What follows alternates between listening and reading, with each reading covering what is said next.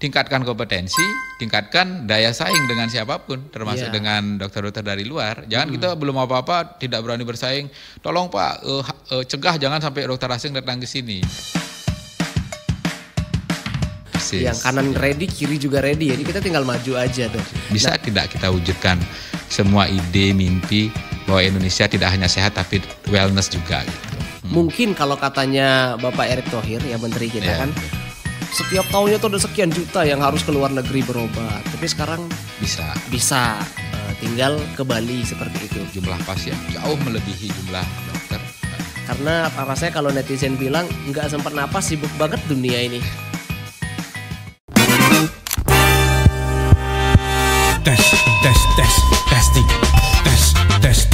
Testing. Salah. Casting. Selamat datang di Casting, podcast penting nggak penting. Dua laki-laki lagi podcast, 19 juta laki-laki menunggu lapangan pekerjaan. Itu mitos.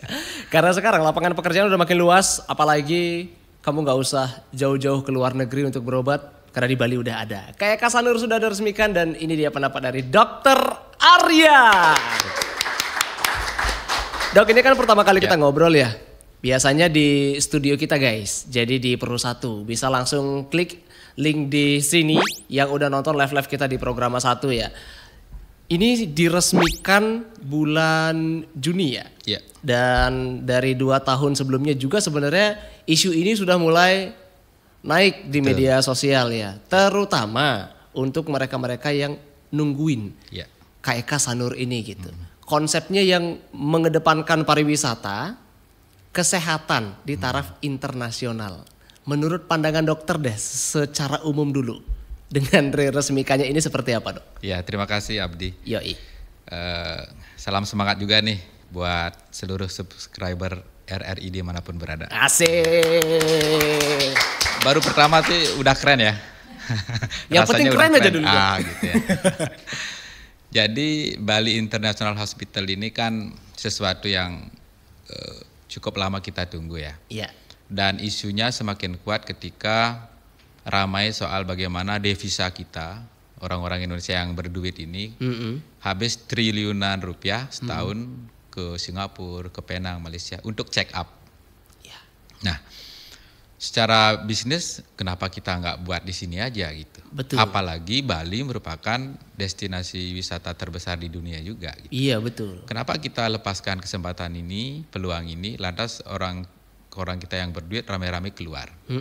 Kan itu isu yang mendesak kemudian ini lahir. Jadi karena ini marketnya seperti itu, tentu tidak bisa dikelola langsung oleh pemerintah dalam hal ini Kementerian Kesehatan atau pemerintah daerah. Tapi setahu saya ini dikelola oleh BUMN, Pertamina gitu. Kesan saya ya ini hal yang baik gitu. Iya.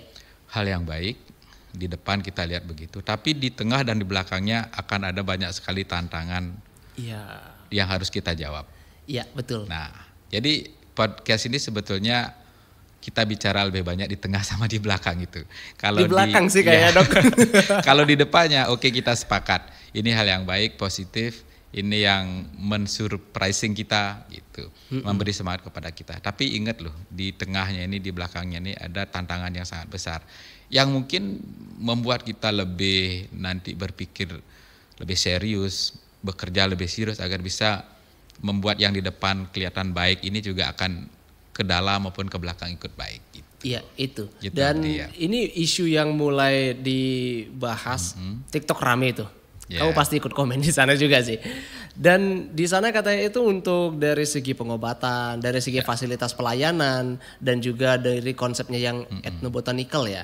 Jadi mereka memang memanfaatkan ada ratusan tanaman obat yang juga menjadi acuan dan fokus dari rumah sakit ini untuk menangani. Nah dokter, sebagai seorang dokter, apakah itu mungkin 100% akan dari Indonesia?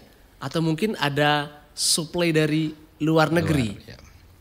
Jadi yang membedakan layanan di Bali International Hospital Sanur ini adalah dia mengedepankan yang namanya wellness. Jadi kalau di rumah sakit konvensional di bawah Kementerian Kesehatan, pemerintah daerah, itu lebih banyak sekarang ke sehat, kuratif. Kita belum bisa menerapkan wellness karena problem kita lebih banyak masih mengurusi penyakit. Ya kita tahu semua kan, TBC Indonesia tertinggi nomor 2 di dunia. Iya. Menurut data Kemenkes, serangan jantung menimbulkan kematian, stroke menimbulkan kematian itu masih ratusan ribu per tahun seperti itu. Itu menjadi hal yang sulit bagi kita untuk berpikir wellness. Sementara kalau target kita pariwisata dan orang-orang berduit, tentu dia sudah melewati fase kritis itu. Iya. Fase mengancam hidup. Sehingga di samping sehat dia perlu wellness. Ini pendekatan komprehensif, tidak hanya sehat tapi juga psikis mentalnya, spiritualnya, kemudian komunitasnya. Makanya tadi Abdi benar, di sana kan tidak hanya orang berobat tapi justru diajak edukasi mengenal tanaman obat yang banyak sekali variannya. Dan namanya saja Bali International Hospital, dia memang memiliki konsep global. Jadi tidak mungkin kita membatasi diri bahwa ini akan di handle gitu, di-apply oleh orang-orang kita sendiri. Kita harus welcome dengan dokter asing, diaspora. Iya. Tentu dengan regulasi yang menguntungkan buat tenaga kerja kita. Iya. Apakah nanti 100%?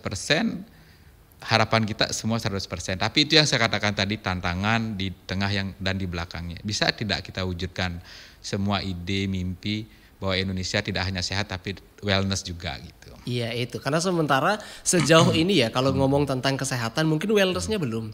Well done-nya yang udah, yang penting tertangani dulu kan sementara gitu dok ya. Karena ya sebagai dokter pasti tentang hidup atau mati Tuhan yang ngatur, hanya bisa menunda lebih lama lagi. Dengan konsep dari Kak Eka Sanur yang sekarang ya, ini kan dengan konsep wellness itu, nah, banyak yang bilang kalau mungkin dari segi rumah sakitnya, dari segi hospitalnya yang kerja sama-sama banyak instansi ya, mungkin mereka yang udah terjun dari dokter spesialisnya pasti lebih mengerucut dari segi penanganan seperti itu. Kira-kira apakah ini dibuka juga untuk mereka yang kelas menengah ke bawah atau dari yang menengah ke atas saja dok?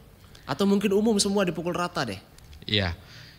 Nah, saat ini kita harus dengan ikhlas mengakui ya, perbedaan negara maju seperti Amerika Serikat, maksud saya Amerika Utara, Eropa, Australia, Jepang, di sana kesetaraan dalam pelayanan kesehatan sudah pasti, apalagi di Skandinavia misalnya, tidak ada pembedaan. Hal itu mudah diwujudkan karena pendapatan per kapita tinggi, pasien sedikit, tenaga kesehatan banyak, pusat layanan kesehatan banyak. Jadi di sana tidak perlu pembedaan kelas. Sementara kita di sini dengan kondisi sosial ekonomi yang belum mendukung, jumlah pasien jauh melebihi jumlah dokter, tenaga medis dari rumah sakit. Kemudian asuransi yang kita kembangkan baru bersifat gotong royong. Boleh dibilang asuransi orang menengah ke bawah, gitu, miskin. Sehingga kita belum bisa kemudian memberikan kesetaraan dalam artian semua segmen bisa masuk ke KEK ini. Jadi kita kembali ke konsep tadi bahwa yang mereka tidak hanya perlu sehat tapi juga wellness. Kemudian yang selama ini mereka memilih keluar untuk general check up kita bisa ambil gitu. Jadi intinya secara sederhana belum bisa menerima pasien BPJS jadinya. Menurut data yang saya dapatkan kan gitu. Dan itu kita harus ikhlas mengakui karena masing-masing segmen sudah ada. Bagaimana dengan pasien BPJS? Semua rumah sakit di luar itu melayani. Dan saya harus akui bahwa layanan BPJS untuk semua penyakit termasuk penyakit katarsis luar biasa.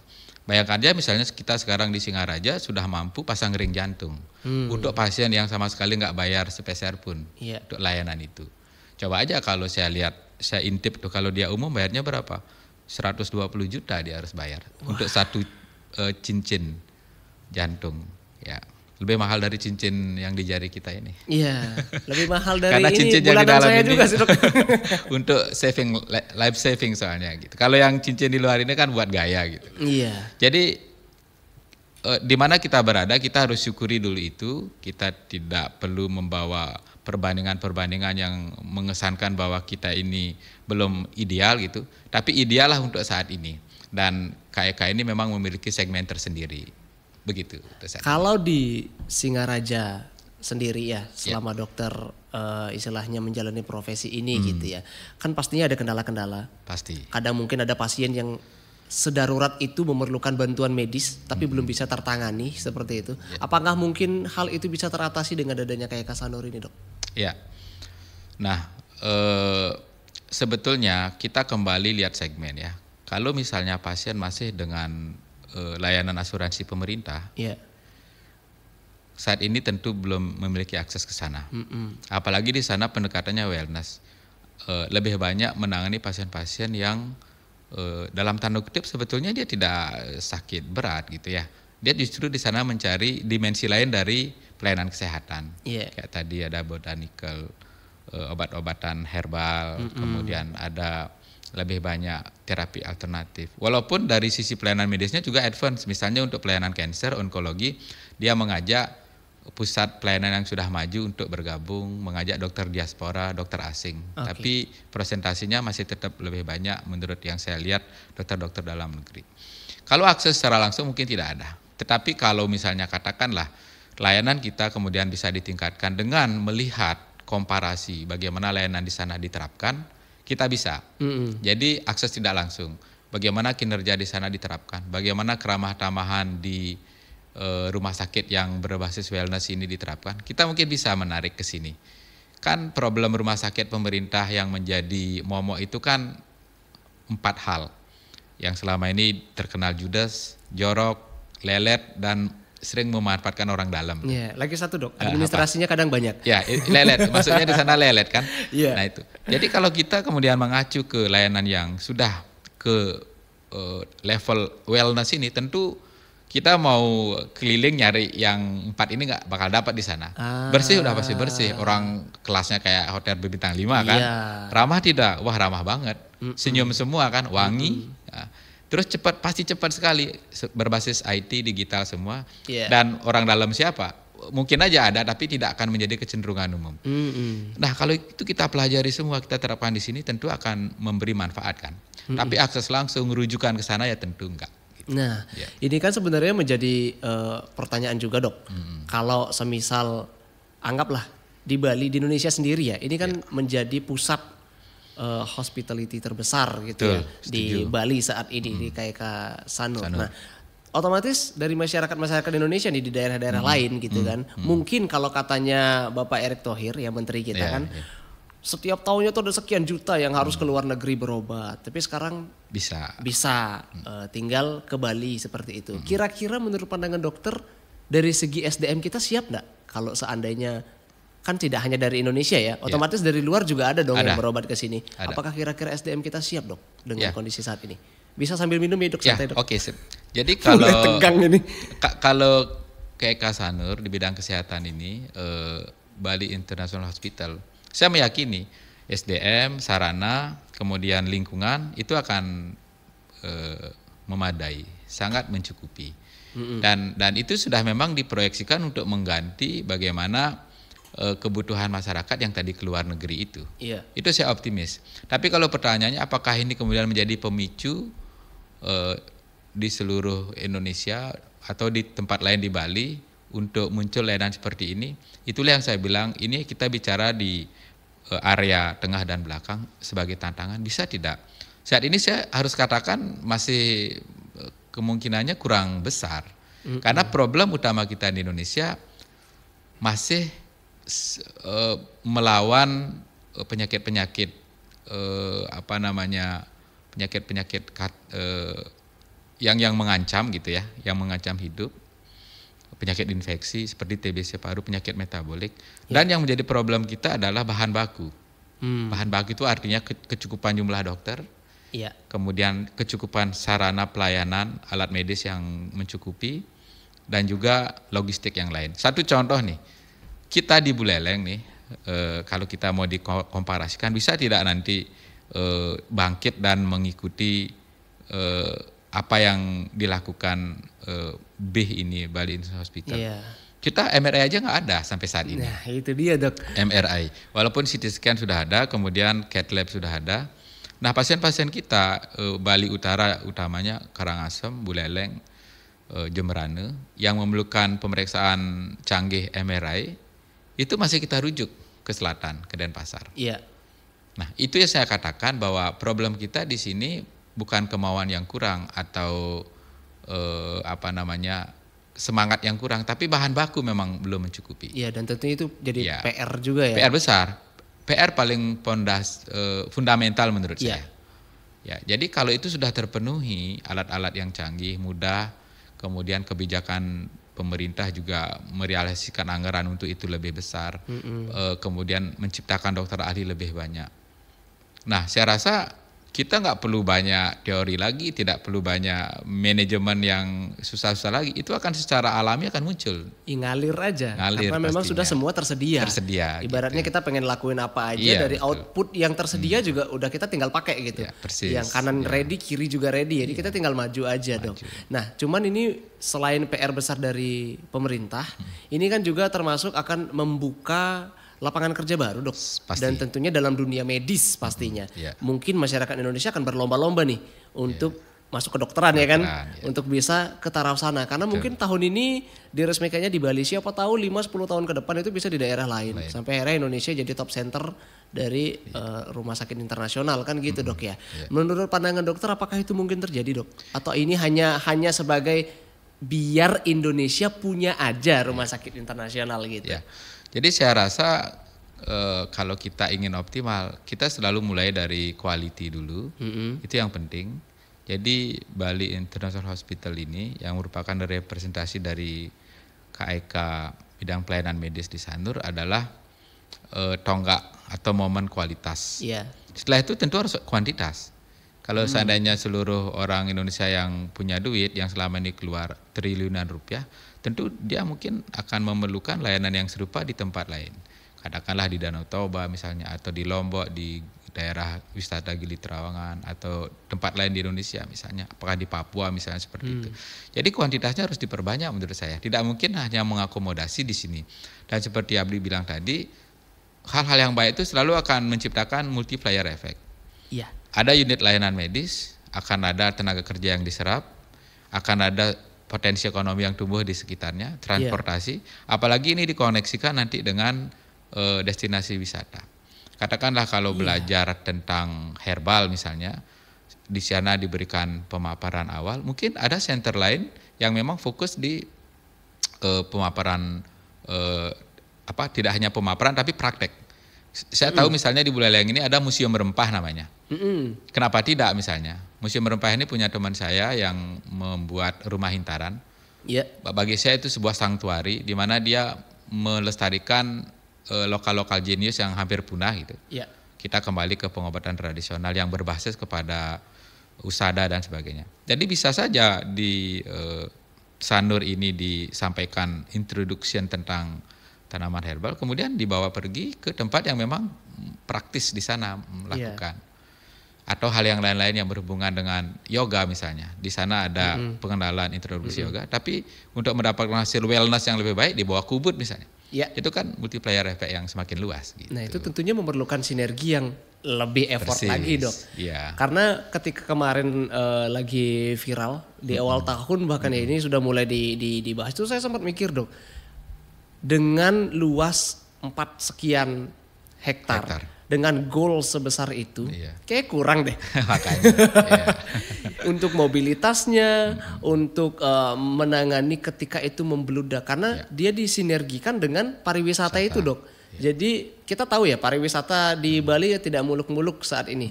Mungkin sampai kalau kita datang ke Sanur, Canggu, ke Kute, ke Nusa itu.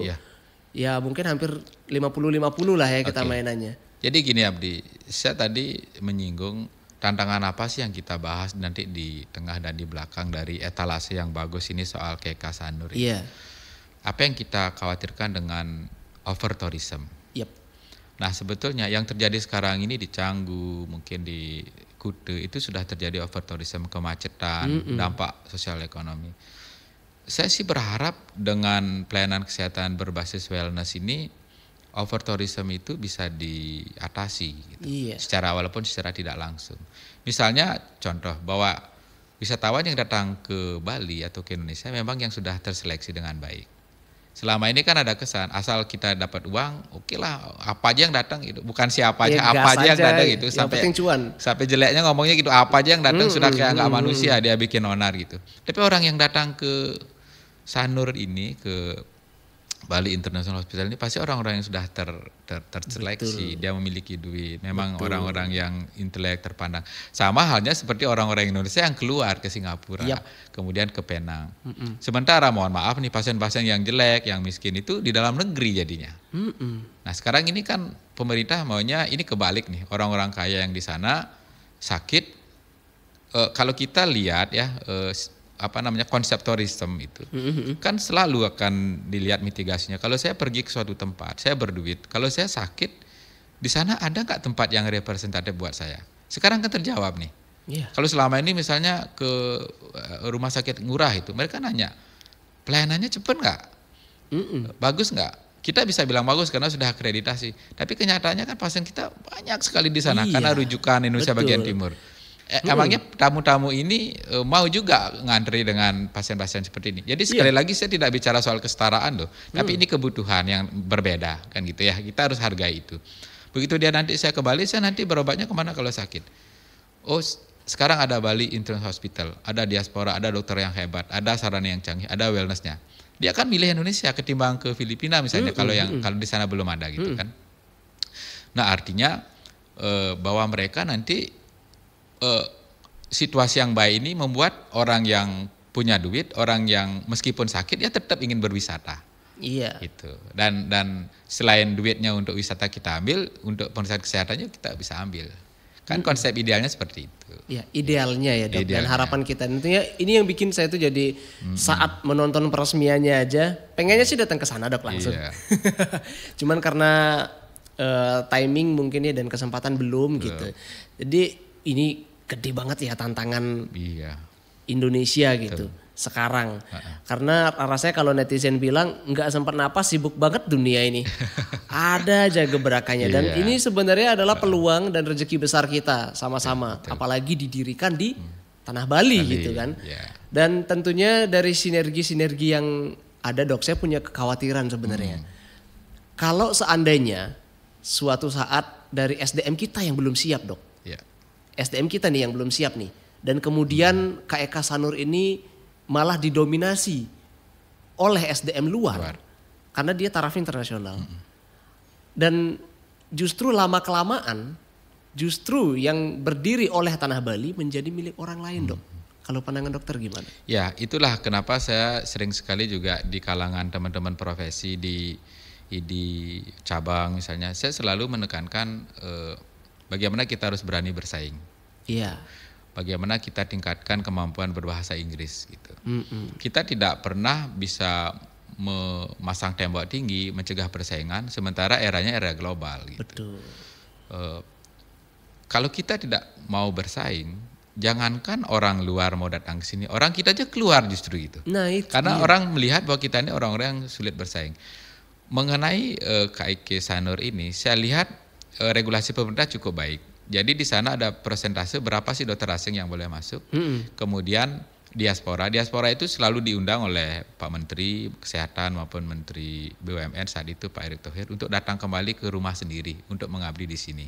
Kita berikan lingkungan yang lebih kondusif. Mungkin kalau dulu belum ada tempat buat kalian yang menurut kalian baik, sekarang kita udah buatkan nih tempatnya gitu. Nah inilah kesempatan peluang untuk kita bertahan di tempat sendiri, apalagi tadi Abdi mungkin nggak ke daerah yang lain, apalagi pemikirannya ke sana. Justru kita sekolah lebih banyak yang mau lebih advance. Misalnya saya pribadi misalnya nih untuk Buleleng aja, saya merasa di bidang kami di penyakit dalam belum ada dokter konsultan saat ini yang aktif. Nih saya ambil sekolah lagi nih, walaupun ya di Denpasar minimal meningkatkan kompetensi lah gitu. Jadi semakin kita sekolah yang lebih baik, pelatihan atau kursus lebih kenceng, itu artinya kita memiliki daya bersaing yang lebih kuat. Jadi ketakutan akan nanti dijajah dalam tanda kutip oleh tenaga-tenaga hebat dari luar ini tidak perlu terjadi. Karena pada dasarnya kualitas SDM orang Indonesia itu tidak kalah dengan mereka yang luar negeri. Yang perlu diperbaiki di tempat kita adalah kultur. Kultur kesetaraan, kurangi budaya konservatif senioritas. Jadi adik-adik ini susah maju karena kadang-kadang masih terhalang oleh budaya-budaya paternalistik. Jadi saya nggak enak loh sama guru saya, sama profesor saya. Harusnya maju aja menjadi lebih baik dari profesor yang ada sekarang gitu loh misalnya. Jangan segan, jangan sungkan gitu. Iya, tapi sepengalaman dokter, sorry saya potong dok. Kalau sepengalamannya dokter menjalani profesi, apalagi sekarang sambil melanjutkan pendidikan gitu dok. Melihat dokter-dokter muda, melihat mereka-mereka yang juga ada di bidang yang sama, cuman mungkin belum di levelnya dokter saat ini dok. Apakah mungkin dari pandangan dokter melihat realita yang seperti itu juga? Iya. Ataukah semuanya kompeten banget nih semua nih, apakah gitu dok? Iya, itu harus saya akui. Maka saya secara personal sekarang mengajak dan memudahkan adik-adik saya di profesi ini untuk sekolah lebih tinggi. Iya. Satu contoh kemarin, kita nih kalau kita bicara tourism medicine, jangan jauh-jauh, FK Undiksa saja yang kita miliki di Singaraja ini, visinya kan tourism medicine juga. Jadi Fakultas Kedokteran yang baru dibentuk di Bali diharapkan memiliki identitas berdasarkan Trihita Karana, dan itu kan benar tuh kalau kita bicara wellness holistik. Jadi hubungan baik dengan Tuhan, dengan sesama manusia dan lingkungan. Ya, jadi wellness itu harus menyangkut 3 hal itu. Dan visinya adalah tourism medicine. Nah, bagaimana biar ini cepat maju? Misalnya di sana ada staff, bahkan dia sudah sekolah di Australia kemarin di bidang stem cell. Saya katakan deh, yuk sekolah penyakit dalam biar lebih kompeten. Dia sekarang udah lulus tes dan sudah pendidikan. Artinya budaya-budaya konservatif, senioritas itu kita hilangkan. Bila perlu kita dorong nih adik-adik untuk sekolah, itu tidak menghambat dan sebagainya. Karena sudah nyata nih, ini ruangnya sudah ada. Ada dan kebutuhan banyak. Saya kan tadi katakan, kenapa sih Indonesia nggak sehat-sehat dalam tanda kutip? Bahan bakunya yang kurang. Jadi kalau sekarang misalnya dibikin satu yang berkualitas di Sanur, lantas bagaimana membentuk di tempat lain kalau bahan bakunya kurang? Dokter hebatnya kurang, sarana medisnya kurang. Kita sampai saat ini belum ada MRI. Saya berusaha, udah berulang-ulang nih ke pusat, ke provinsi. Kalau daerah mungkin kabupaten mau saya pasti belum bisa lah karena lumayan harganya. Apalagi menggunakan biaya rumah sakit waktu saya menjadi direktur. Jadi budaya itu perbaiki, kemudian willing daripada pimpinan ditingkatkan komitmennya di bidang kesehatan. Iya. Gitu. Dari segi bidang kesehatan dan kemudian nanti akan memperluas ke bidang-bidang yang lain tentunya. Betul. Kira-kira menurut dokter, jika posisi dari KEK Sanur ini, karena lokasinya udah jelas di Sanur gitu ya, apakah nanti akan berimbas dok ke daerah-daerah yang di Bali aja deh dulu? Ya, itu saya katakan tadi. Sekarang kalau kita perhatikan ya, kalau Abdi lihat, seluruh rumah sakit swasta sekalipun segmennya masih BPJS. Dia belum berani bertarung untuk menangkap pasien-pasien yang kelas menengah ke atas, ansih. Artinya hanya itu saja. Mereka tetap masih berharap aman dengan melayani BPJS karena 90% orang Indonesia, orang Bali, orang Buleleng itu mungkin 95% pemegang BPJS. Dan mereka cenderung menggunakan layanan itu. Makanya kemarin betul Bapak Menteri bilang Kesehatan, Pak BGS, kalau bisa orang-orang yang menengah ke atas, selain memiliki asuransi BPJS, sebaiknya memiliki juga asuransi swasta. Jadi saat Anda sakit, gunakanlah asuransi swastanya. Sementara asuransi BPJS yang Anda ikuti secara mandiri, gunakan untuk mensubsidi orang miskin yang lain. Itu saudara kita loh di Indonesia. Tapi itu kan tidak bisa dipaksa, itu himbauan. Ya, mungkin tidak semua orang saat ini mampu untuk asuransi swasta. Nah, pertanyaan tadi, apakah bisa berimbas? Akan banyak sekali PR yang harus dijawab. Segmennya ada tidak? Seberapa persen sih pasien menengah ke atas asuransi yang bisa mereka tangkap? Gitu. Bahkan yang di Sanur ini saja mungkin ini kan baru berjalan nih, kita belum ada evaluasi. Sebagaimana sejauh mana efektivitas dan benefitnya. Kemudian seberapa banyak wisatawan yang mempercayai, meyakini kalau saya ke Bali, saya bisa berobat, saya menjadi wellness, saya bisa berwisata. Itu juga harus kita lihat nanti laporan rumah sakitnya dalam hal capaian, dalam hal finansialnya seperti apa gitu. Karena itu berbicara soal real ya dok ya. Itu tidak bisa dimanipulasi. Taraf kesehatan tidak bisa dilihat dari review Google. Betul. Nggak bisa. Karena kita harus lihat komposisi masyarakat saat ini. Kalau perhatikan rumah sakit swasta yang baru nih bagus sekali bangunannya kayak gede hotel juga, tapi kenyataannya segmen mereka masih BPJS. Nah, itu jadi pertanyaan tadi itu dengan sendirinya terjawab sendiri bahwa saat ini kita belum siap. Ya. Nah, apakah nanti kita memiliki peluang ke depan ke arah sana? Sangat besar. Kita selalu dikatakan memiliki bonus demografi. Iya, kalau itu bisa dimanfaatkan. Jumlah penduduk saja yang banyak, sementara jumlah dokter sedikit, sementara jumlah rumah sakit sedikit, kemudian pendapatan per kapita yang rendah, tidak mungkin kita bisa membangun KEK lebih luas, lebih banyak. Ya kan mentok di sana aja pasti. Betul, karena segmennya kecil. Iya. Gitu. Apa harapan dokter untuk tahun-tahun ke depan dari KEK Sanur dan tentunya mungkin rumah sakit yang terintegrasi di Bali? Ya, yang pertama jelas ide dan proyek ini bagus. Ya. Seperti tadi minimal memberikan identitas baru untuk pariwisata Bali. Oke. Tapi kan tidak berhenti di sana. Lantas kalau harapan saya tentu kita harus kembalikan ke banyak pihak. Kalau ke saya sendiri misalnya sebagai profesi, sebagai dokter dan rekan-rekan dokter, nakes yang lain, perawat, bidan yang terkait dengan pelayanan, tingkatkan kompetensi, tingkatkan daya saing dengan siapapun, termasuk dengan dokter-dokter dari luar. Jangan kita belum apa-apa tidak berani bersaing. Tolong Pak, cegah jangan sampai dokter asing datang ke sini. Kalah sebelum bertarung. Nah, seperti itu. Padahal kita sendiri juga banyak tenaga kita ke luar negeri nggak pernah dihalang-halangi kan begitu. Iya. Artinya kita harus berani bersaing. Tentu pemerintah pasti memiliki pemahaman seberapa sih dibuka kerannya. Setuju. Terus terhadap pemerintah, saya mohon sekali komitmen di bidang pembangunan kesehatan diperbesar. Sekarang kita tunggu aja nanti Abdi, teman-teman subscriber RRI Singaraja, kapan sih nanti Bu Leleng punya MRI gitu. Sebab kadang-kadang sekarang Abdi punya teman nih cedera tulang belakang dan perlu MRI, ya sudah pasti akan dirujuk ke Denpasar, kita nggak punya.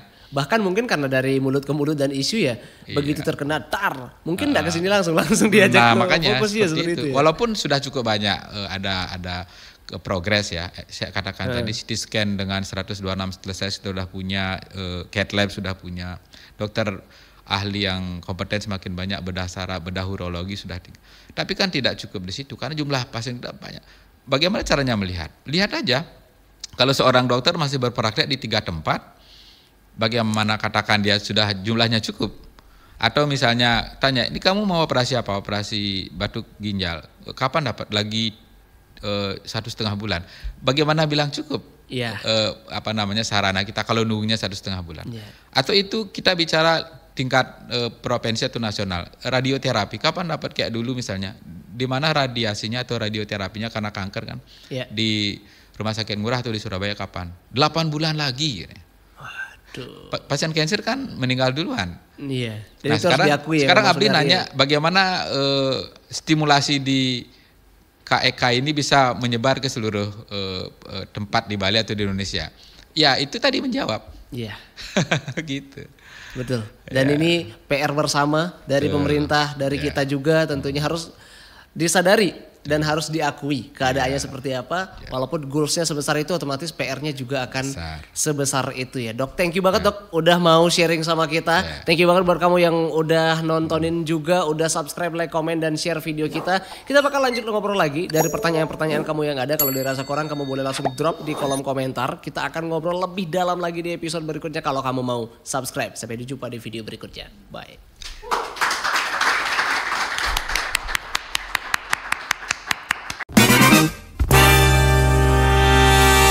Hehehe, habis nonton podcast, enaknya tidur. Maksudnya like, comment, and subscribe biar nggak ketinggalan casting berikutnya.